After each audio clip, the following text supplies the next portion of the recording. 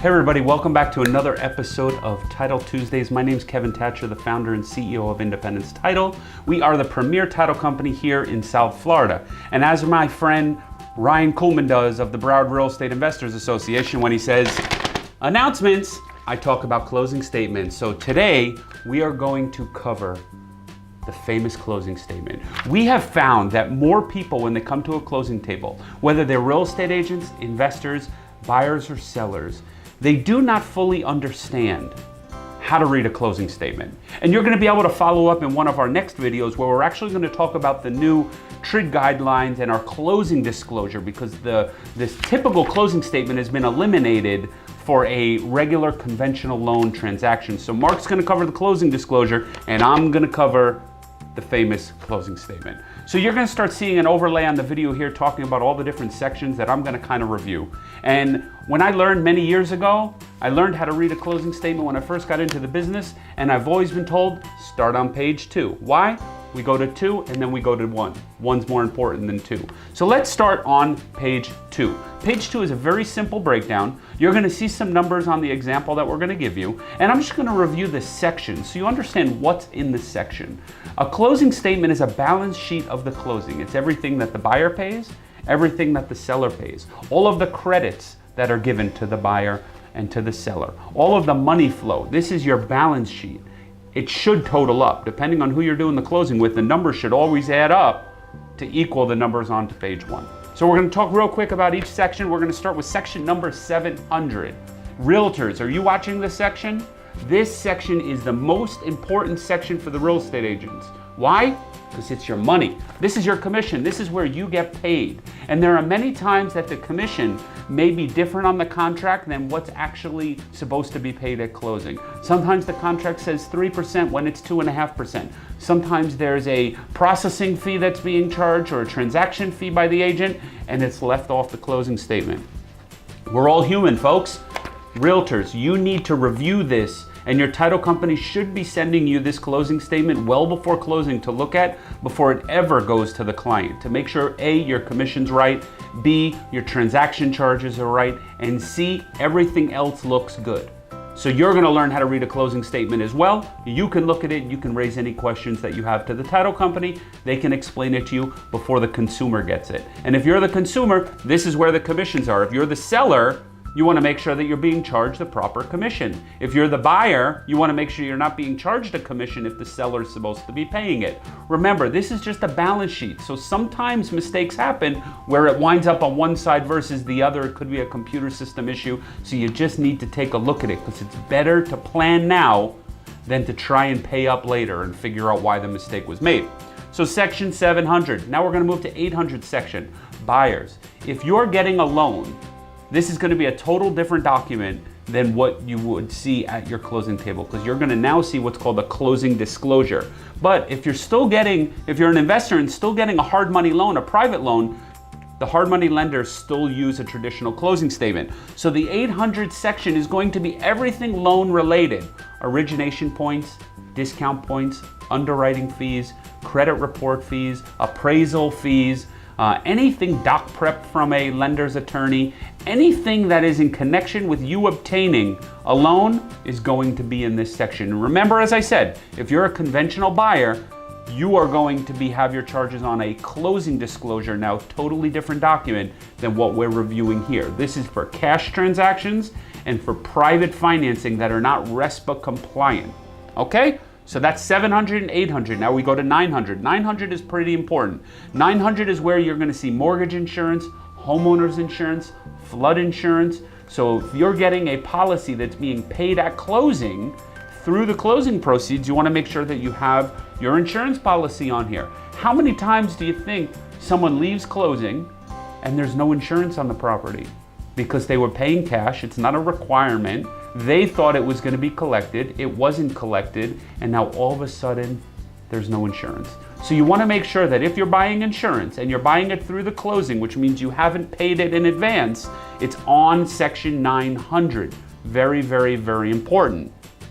Now, 1000 is another very good section. 1,000 also has to do with if you're getting a private loan when we're talking about this closing statement, because that's the reserves. That's if you set up an escrow account for taxes and insurance. In other words, the lender is going to be responsible to pay your taxes at the end of the year and your insurance at the end of the year. This is where they're going to collect a couple of months cushion, collect every single month in your mortgage payment. At the end of the year, they'll pay your taxes and insurance for you, so you don't have to be responsible or worry about paying that.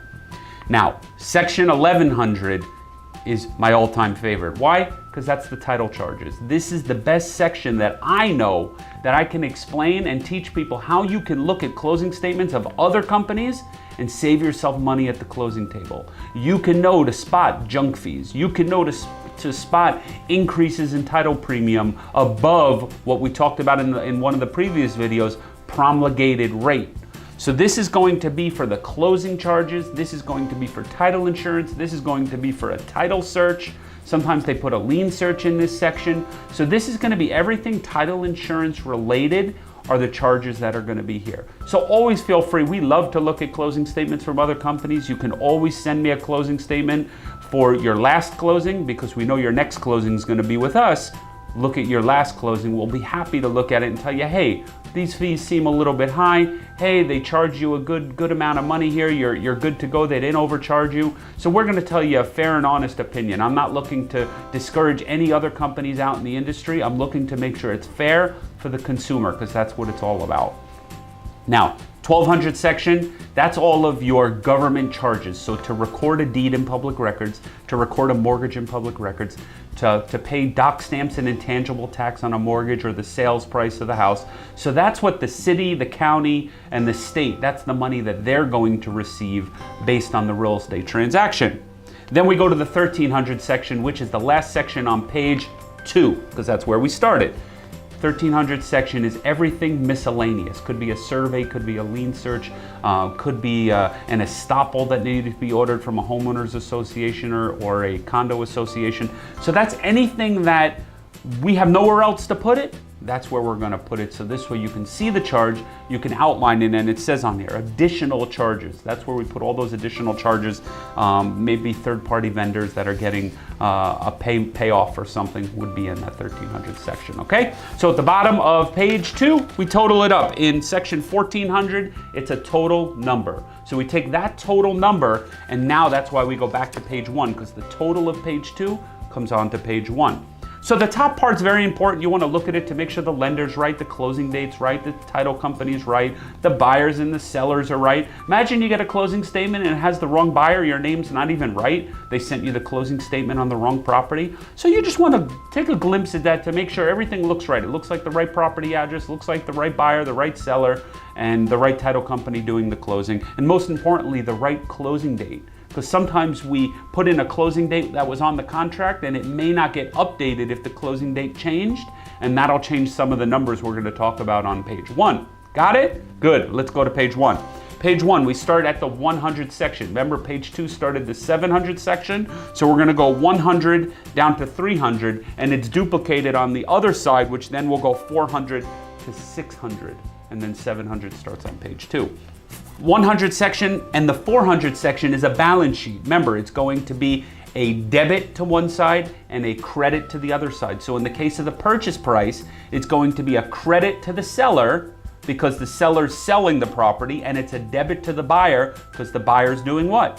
Buying the property. So that's going to start at the top, the purchase price. You want to make sure it's right? Sometimes you change the purchase price. Sometimes you do a credit or something. You want to make sure the purchase price is right. Very, very important. And then you start moving down where you're going to see line 103 are going to be the closing cost from page 2, the 1400 section. See, it says here, settlement charges to borrower, line 1400. So that's going to pull all those numbers in the total column from page 2 and put them on page 1. So the buyer in this case is going to pay for the property, pay for their closing costs, and then the next section from 106 down to 112 are what we call adjustments. These are prorations. So it's usually going to be a debit one client and credit another client. So it could be for property taxes, it could be a rent proration, it could be a homeowners association proration, it could be any other non-ad valorem taxes, it could be any type of proration to where the seller may have prepaid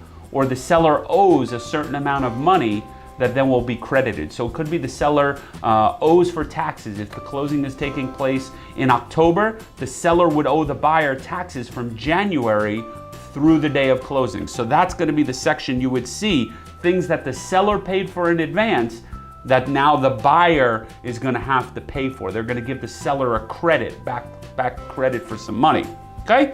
Then we go to the 200 section. This is going to be a deposit. Buyer, if you put a deposit on a property, make sure you check here. There are several times people will say, hey, I put a deposit up.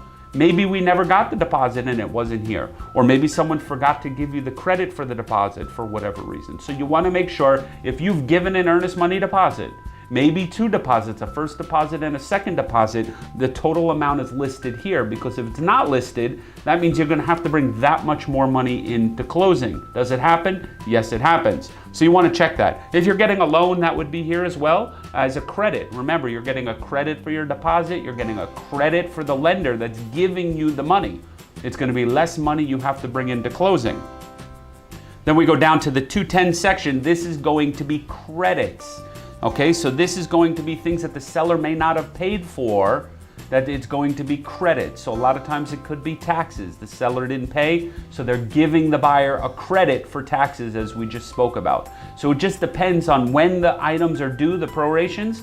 Could be homeowners association fees, could be the seller paid for the first quarter and we're closing halfway through the quarter. Well, the seller already should not be responsible from the day of closing to the end of the quarter. So the buyer would give a credit. So that's where this balance sheet comes into play. And then the total at the bottom, section 300, will say cash to or cash from the buyer.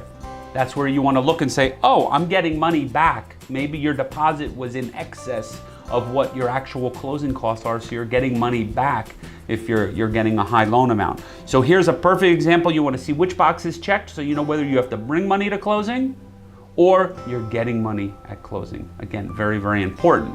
All right, section 300. Now let's go to section 400. Sellers, this is your time. This is your time to look at the closing statement and make sure all of your fees are on here, all of your money is here, and look at the bottom number and say, that's what I'm getting from selling my house. It starts again with the purchase price as a credit to you as the seller, because you're receiving the money for the closing, whatever the purchase price may be. Then we're going to start going down to the county taxes, HOA, prorations and things like that, things that would need to be prorated as a credit to you as the seller, not as a debit. So this is the credit section for things that you've prepaid that you need to get a credit back for. So it could be you prepaid the month of homeowners association fees and you need to get 10 days of a credit back. That's going to be listed here. Then the 500 section, this is going to be if you are holding a deposit. Maybe the buyer gave you a deposit, so now you have to give them a credit for it. This is also for your closing cost from line 1400 on page 2. This is where that's going to come into play to tell you what your closing costs are going to be, totaling up here. And then if you have a mortgage maybe on the property when you bought the house, a first mortgage, a second mortgage, maybe some type of lien that needs to be paid off, section 500 is going to cover all of those items that need to be paid. So it could be closing costs, it could be first mortgage, second mortgage, IRS tax lien, credit cards, anything that needs to be paid at closing will be paid off as in a lump sum in this section. Then 510 section goes down a little bit further where we're talking about debits. That's typically going to be taxes if we're closing in the early part of the year. Up until taxes are due or up until you as the seller paid your taxes, you are going to give a debit to you as the seller. So it's charged to you, a credit to the buyer for taxes, because when the taxes come out at the end of the year, since taxes are paid in arrears, meaning after you lived in the property for the year, taxes are due, you would now owe the buyer the money, because when the taxes come due, they have to pay from January. They're not going to send you a bill for part of the year. So you would then just give the buyer a credit for the taxes, and they're responsible for paying them at the end of the year. Get it? Got it? Good? All right, last section here, the 600 section. This is going to be cash again to or cash from a seller. Sometimes in a short sale case, sometimes a seller needs to bring in money if they're short and they just say, we need to pay this off and be done. Sometimes the seller will have to bring in money to closing. If you think you're getting $3,000 or $10,000 or $50,000, you want to look and say cash to seller, how much money you're going to get. And last but not least, the most important part of this document is for your accountant. you need to make sure you save your closing statement, because at the end of the year, whether you're buying or selling, the accountant, the number one document they're gonna ask for is they wanna see the closing statement so they can give you all of the proper deductions. Whether there's capital gains, you get deductions for closing costs, deductions for real estate commissions, for taxes, everything that was paid at the closing, your accountant's gonna wanna see at the end of the year. So as always, make sure you keep a copy. If you use a company like us, we always have an electronic copy on file, backed up on our server. We can send you a copy at any time, but try not to rely on the title company to send it to you, because sometimes they go out of business, sometimes you can't get a hold of them. So make sure you keep a copy at least of your closing statement. Sometimes it's a good idea to even bring the accountant's information to closing and ask the title company just to send it over to your accountant so they have it already well in advance of closing. So again, thank you for watching Title Tuesdays. I hope this one was a little bit more informative for you. I know there's a lot of details, but again, it's very, very important, because a lot of clients come to closing and they have no idea how to read a closing statement. So by you learning today with me how to read a closing statement, you're better prepared to understand the figures at your next closing. So again, we look forward to seeing you at the next closing. Don't forget to subscribe below, so this way you can get our next video that'll come out next Tuesday, and we look forward to seeing you at the closing table. Have a great day, everyone.